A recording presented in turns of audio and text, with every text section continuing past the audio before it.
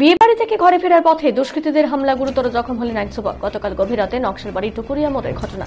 জানা গেছে, বিয়ে বাড়িতে খাওয়া দাওয়া শেষ করে বাড়ি ফিরছিলেন শান্তিনগরের চাউমিন বিক্রেতা জয় বর্মন।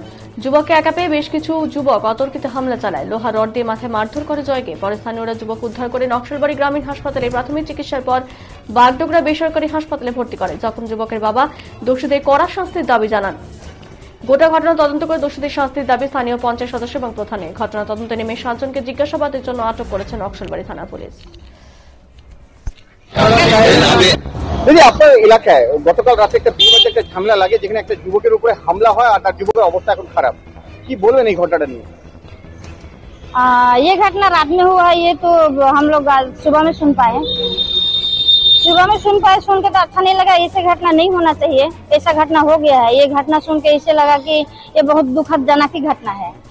जो इसका जो प्रोसेस है वो जल्दी से जल्दी कार्रवाई शुरू करें। परिवार के साथ आप कैसे खड़ी हैं?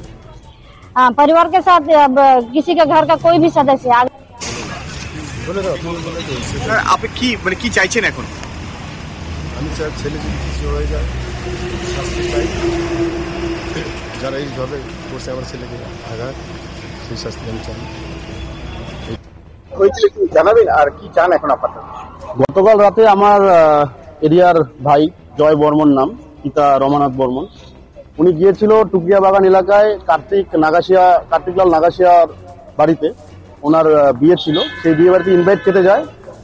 সেখান থেকে ইনভাইট খেতে আসার পথে সেই বাড়ির বাইরে কিছু দুষ্কৃতী, যারা মারুতি ভ্যানে সাওয়ার ছিল, তারা মারুতি ভ্যানের লিভার দিয়ে তার মাথায় জোরালো আঘাত করে, যার ফলে তার আজকে এই পরিণতি। সে জীবন মরণের লড়াই লড়ছে।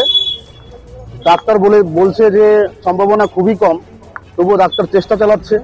আমরা চাচ্ছি এই জঘন্যতম অপরাধ যারা করলো ওর সাথে বিয়ে বাড়িতে ডেকে নিয়ে তার উপযুক্ত শাস্তি হোক।